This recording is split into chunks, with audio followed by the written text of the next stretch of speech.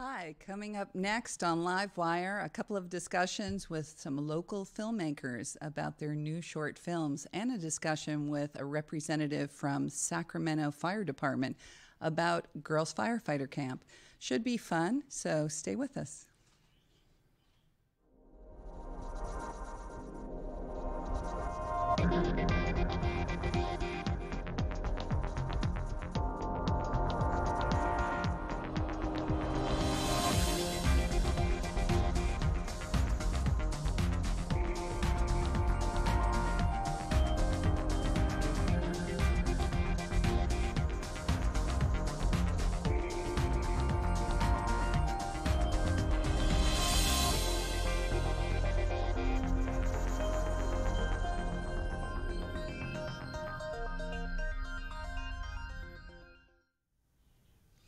Hi, with me today, right now, are two filmmakers, local filmmakers, Matthew B. Johnson, right?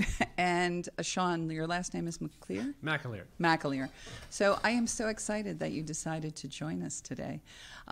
You, Matthew, have won one of the winning script writers of this year's A Place Called Sacramento film premiere. It's actually a screenwriting contest turned film project that we're going to air in October. So, and you finished your films. We did. Yay! So tell me, you know, so many people submit scripts, and you're actually a two-time winner. Can you tell me anything about this? Yeah, so this is actually my second time being picked as one of the winners for the contest. Cool. The first time was in 2009. And at that point, we were both much younger and much less experienced when it came to any sort of artistic production that involved anything outside, writing outside of a coffee shop or, making, home movies. And so that kind of fell on its face a little bit because we were just unprepared for, the amount of work and coordination and, balancing of people's schedules. There weren't quite the deadlines in place that there were for this the 2022 contest. So this year, when we entered, we kind of talked to each other and said, hey, we're going to do our best to really stay on top of the deadlines. We're going to get things done early because last time so many things went wrong at the last minute. And luckily, maybe it's because we were so on top of things, nothing really came up that set us back like it did the first time. I think that sort of that advanced planning and being prepared and being very committed and aware of when we needed to have things done by. Wait a second, let me interrupt. So Sean, do you agree with him? Nothing really came up this time? Well, I think since we had that experience back in 2009, we kind of knew what to look out for and, things to avoid. Also that, my quick mental math, that's about 13 years ago, correct? Yeah. So you're a lot more experienced just in life, and I imagine your project management skills are much stronger at this point. Decidedly, yes. But to actually have a winning script twice, considering the competition is always so thick, that's a great compliment to you. Yeah, and I take it as such and humbly. Yeah, and it's funny because one of our lead actors has been in multiple years of films, and he himself is a previous contest winner. And at one point, Sean and I and Nathan Reedy is the actor's name. He was fantastic and great to work with. He was saying how he was really impressed with the script that he got. And he really liked it and sort of felt that he gravitated toward it. Where others he had read, he's like, well, they're good, but, I didn't quite connect with them the way that I connected with this one. And he seems to be of the opinion that it sort of stood out among others that he had read, which, again, I take as a very nice compliment. It is. Nathan actually was one of our script writing winners last year, and he won Best Actor Award for A Perfect Match. And so people, if they hear this, can can watch that on our video on demand system. He's a very talented actor, Right. So, and a really good guy. So It's interesting. There's a few local actors who we do a cast and crew call, right? And we invite everyone in Sacramento County to come and volunteer either as cast or crew. So you don't necessarily have to have experience. You have to have somebody trust that you will do a good job if you're a novice actor. And I was wondering where you got Ashley from, the co-host. It's basically a film with two lead actors, an actress and an actor. So how did you come upon Ashley Escoto? Is that her last name? Yeah, I think so. Okay. She was one of the first people that came up to our booth at the cast and crew call back in what was it? May? I think it was May. I think we had it in May. And she just came up and said, "Hey, I really liked your, sort of what the script was about, and I'd love to be a part of it. And here's sort of my resume." And Cool. so yeah, we called her and she came and she was great. Cool. I'd love to run. You gave us a 1-minute piece, and I'd like to roll it if we could. Okay.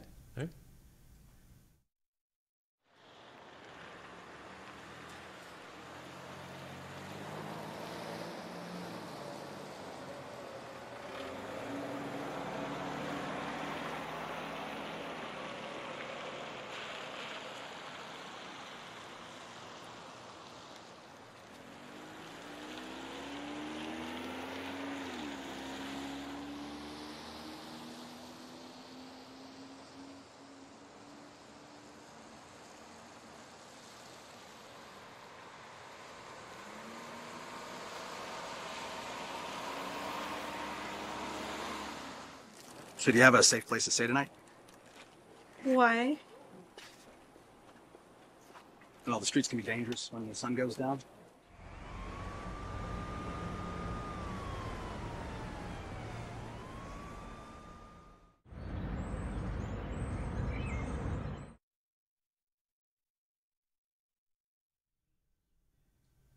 Okay, that's a compelling little taste of what it is we're going to see. I thought we would see more of an interactive clip, so this is interesting. Now I'm even more intrigued. So why homelessness? Tell me where the source of this script come from. So when I was a senior in high school, I did a semester-long community service project at Loaves and Fishes, and specifically I worked in Friendship Park. And it was during that 5-month span that I really got to see firsthand the kinds of things that homeless people sort of endured on a daily basis. Not just they would come to the park to get their one hot meal for the day, but all the various services they needed, work projects if they were available. At the time, there was a nurse on staff, and there was a doctor that would come once a week. There were also things like mental health services. Because unfortunately, things like mental health really play an enormous role in things like homelessness and the ability to, maintain a job and, sort of a steady, secure, home life and everything. And just how hard it was for people that were on the street to get off the street. And so now it's even almost doubled the problem, because that was years ago. So I'm being told by the director that we have to show a couple of your behind the scene clips. So I was wondering if we could cut to that. Let's see. Right. So who is this? So that's Ace. His name's Hayden Gardner, but he goes by Ace. He's a 15-year-old kid who wants to make movies and was trying to be a part of as many projects as he could, and he was really, really helpful. And there's the two lead actors. Yeah, right? So it's Ashley on the left and Nathan on the right. They were both fantastic. That's Garrett Lintz, who was our boom mic operator.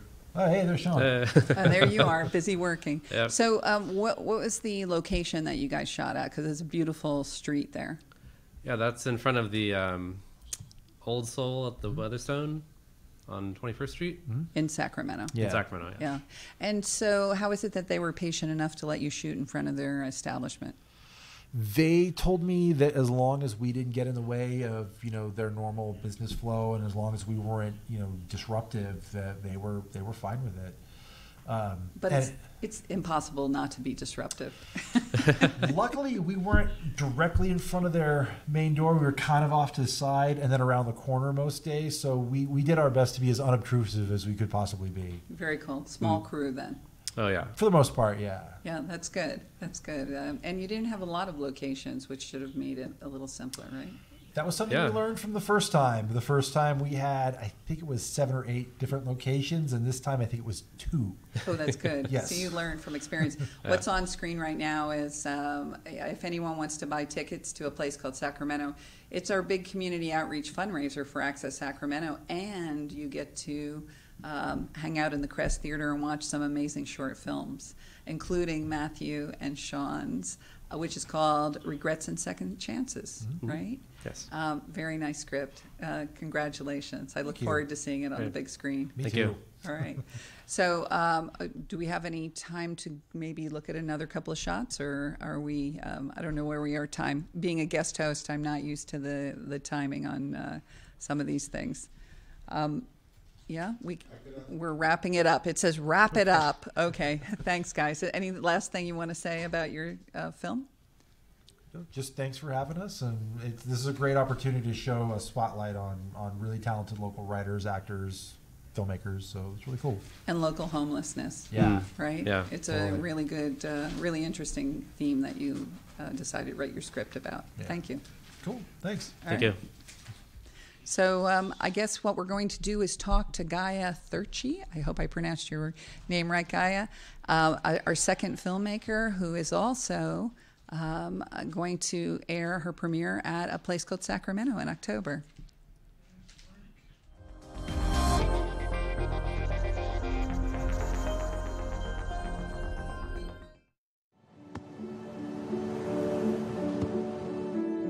I don't remember how it started. Go to that. Our back and forth. It always came back. Dad! You probably don't remember what you told me, That was perfect. but I heard every word.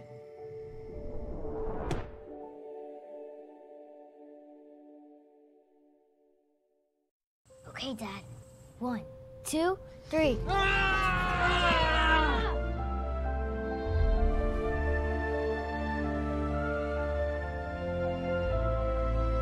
You saved me. Dad? Are you okay? I'm fine, dear. Your hero needs you now, and AARP is here to help. Find the care guides you need at aarp.org/caregiving.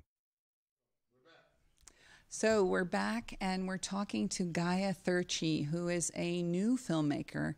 I consider new filmmakers probably some of the bravest people I know, because they have an idea, and she wrote the script, and it was accepted at a place called Sacramento, and then she has to figure out how to actually get it made. So Gaia, welcome. Thank you for coming. Thank you so much. Thank you for having me. Tell me, okay, so I get to preview the films, of course. I enjoyed it tremendously. Thank I you. was wondering where you decided, where did that idea come from when you, have you been, I know you're an attorney by trade. I don't know whether you're an attorney that has to do with wills. Can you tell me a little bit about that? I developed the idea while I was in a screenwriting class at Sac City College with Luther Hansen. Good. And it just took shape, all of the characters did, but loosely it came from family stories, my mother's extended family, so the women in my mother's family, who were some very strong and complicated women. And that's who I just ended up writing about in those classes. And this Amma's Ashes, or the Mystery of the American River? We're just calling it Amma's Ashes. Okay. At this point, You've truncated, reduced it. yes. Okay, so Amma's Ashes, obviously, it's a death in the family, correct? Yes. You want to just tell us sort of a brief description of what the film's about? So just briefly, it's the story of Kavri. She's the eldest daughter and the executor of her mother's estate. And it's her mission to make sure that her mother's last wishes are fulfilled. and it has something to do with the American River. Her mother wants her ashes immersed in the American River, and it's a mystery why, because as far as anyone in the family knows, she has never visited Sacramento. And so there's a couple of troublesome sisters who want to get to the bottom of things. And then she also has this sort of a parallel subplot story about her genderqueer teen who is on a journey of their own. And that sort of summarizes what happens in this 10-minute film. It's very intriguing. You know, when I watch the film, I think, wow, this needs to be a full-length feature, developed. Each one of these characters developed, right? I just Yes, I see this as a future piece. So I hope you don't let go of it. I hope that this is something that you could develop further. So no pressure from me. You know. So how did you find these? This is not like immediate family that you had. How did you find all these actors? We're going to answer that question after we roll your clip. I love that question. Good. I like that question too.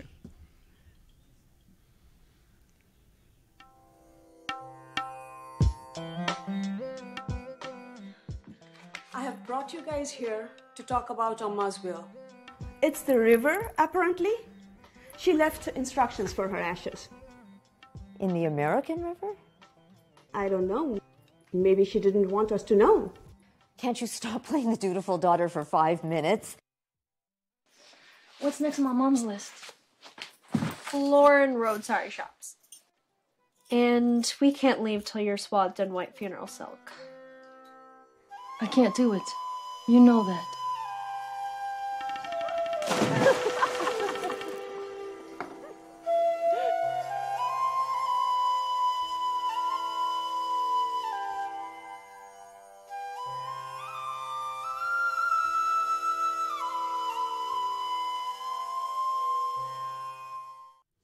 So it's very intriguing. Love the music, love the visuals. Tell me about how you managed to get, it's a fairly large crew, right? You have the 3 sisters, you have the bereaved husband, you have the grandchildren. How did you find that crew? So it's an interesting question because they really came from all over. And that's one of the things I loved about this process was that I feel like Sacramento is just naturally is the place where it should be the center of movie making in the state. It just should be because of its location, because of how, just the conditions. And we were able to, there's so much talent north and south. We were able to gather people just because it was, sort of a unique casting opportunity. It's not every day if you're a South Asian actor that you see a casting notice. And so we attracted interest from South and North. And we really sort of drew from all over the state, which was a wonderful, it felt like it was in keeping with Access's mission. And we had a conversation beforehand about that it was Southern Indian rituals as opposed to Northern Indian rituals. Obviously, India is a huge place. So do you have anything to say about that? And then we'll take a look at some of the pictures. Thank you. Yes, thanks for asking about that too. That was important to me just because generally, growing up when India was represented in media, it was usually North India, which may be sort of the more exotic part of India. The food might be better, I'll admit, but so my community wasn't depicted very often, and so that was important to me to be able to. It was it just naturally was part of the story because it was part of my family. So when I was writing it, it was the cultural context. But being able to depict that as well, which the movie does at the very beginning, I think with the pan up over the tiffin that they're having, it's very typical South Indian food, idli on a banana leaf, and the music as well. Okay, well let's show a couple of your behind the scenes. This is a beautiful shot right here. Who are these actresses? Oh, so this is Reethi Diwan, and she's from Seattle. And then that's me in the middle, and then the protagonist Kaveri is played by Namrata Day, and she's a Bay Area actor. Right, and so here you are again, right, at a poolside scene. Always a brave thing to do, shooting in bathing suits. Was it cold, hot? Wasn't the one who was in the pool, so I wasn't the brave one. So, and is this the director? Who is this? This is obviously a crew member. I'm so glad you selected this photograph. This is Sandy Norix. And when you were speaking with the previous filmmaker about how did he how did they make this happen? How did it go off without glitches? And I was thinking, well, how did mine go off? And I know how it went off. It was Sandy Norix was our producer, and she was extraordinary. And you also experienced COVID that delayed some of your film, correct? I mean, this is a hard summer. A lot of heat. Most crews had to deal with delays in scheduling because of COVID. How did that work out? I think that's worth talking about, right? Is that did happen to us. We had it was actually our final shoot, which had already been rescheduled twice. I was the one who fell ill, and I was ultra boosted and everything, and so careful. And I've traced out how it happened. There was an exposure from a friend of a friend's child. But that happened, and so we had to postpone again. But I just worked with some very professional people, and that was one of the things that this opportunity offered me was, the chance to work with these amazing professionals, because I know I couldn't have kept myself on schedule. I couldn't have put this together. I'm very aware of that. I was the creative piece, and I learned how to do a lot of things, but I was working with real pros like Sandy Norix and Craig Vincent, and they showed me the ropes to some degree, or at least a few of them. That's good. Are you feeling brave enough to possibly do it again? And will that whole crew be at a place called Sacramento at the Crest Theater on October 14th at 7 p.m.? I think most of them will. And I'm not sure about the actor Chris Felipe who's playing Gump. They're down in LA, so I'm not sure if they're going to be able to make it, but I really hope they can, because they, in many ways, are the heart of this film. Okay, we're going to go to a PSA, but before we do, I just want to mention that they could watch virtually. We're going to have a virtual premiere as well. Okay, Gaia, thank you so much for coming. I really appreciate it. Thank you so much.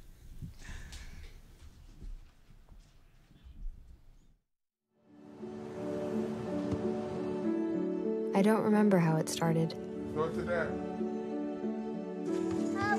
Our back and forth. It always came back. Dad! You probably don't remember what you told me, That was perfect. but I heard every word.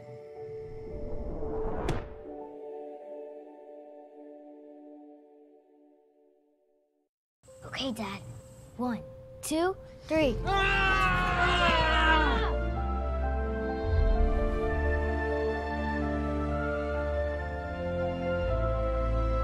You saved me. Dad?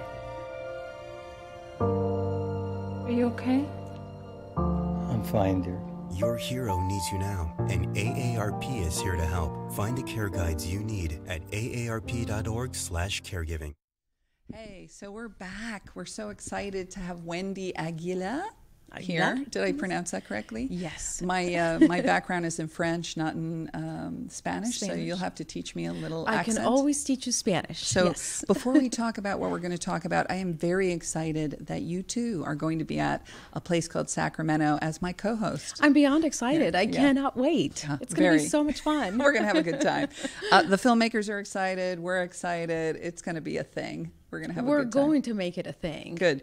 But if we talk about, and thank you for hosting LiveWire as a guest host. Anytime. We want you to come back. Anytime. We got all that away. We're just chatting away here. Let's talk about, you work for the Sacramento Fire Department, and you have an amazing program that encourages high school aged girls to participate in a firefighter camp. Yes, we are beyond excited.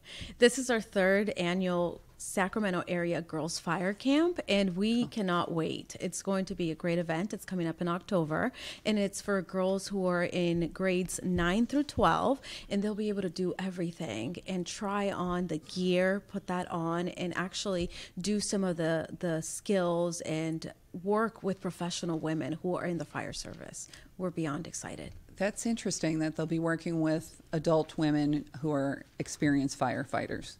Yes, this is put on by our diversity outreach and recruitment team, and with them, it comes with all the female firefighters who are volunteering their time to come out and mentor the girls and also teach them how to do all these things. They'll be climbing ladders, they'll be doing CPR, they'll be doing all of the things that they would do as a professional firefighter. So the goal is not only that they could see firefighters, female firefighters, but also that our firefighters can mentor these young girls that they too can be firefighters. And so they actually go through the, learning with the weight of the tools and the mask. And I know we have a clip that I would love to play the clip and then have a discussion about what we see. Yeah.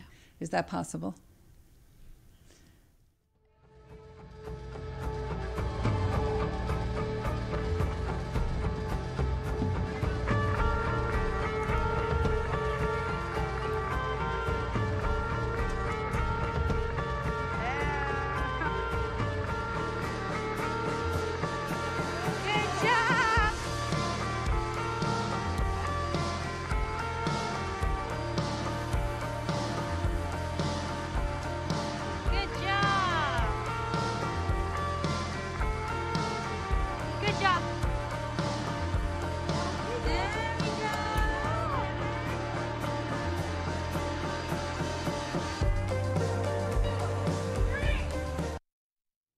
So it's just an exciting time, and you see one of our flyers out where you can get more information about this camp and also where you can sign up. At this moment, though, we just learned that we filled up 50 spots and we're now taking waiting list names. That's how popular this girls camp is going to be, our third annual girls I just think it's extraordinary. Whenever I go to, even when I talk to SMUD, they have like a vegetation department to prevent fires. Like all the different utilities are right up there trying to assist the fire department. So to have girls be mentored as future firefighters, or even, if we have a statewide emergency, we have more people who are experienced in this. Yes, and we definitely want to encourage the next generation, especially the next generation of girls, to follow this career, that this career is for them as well.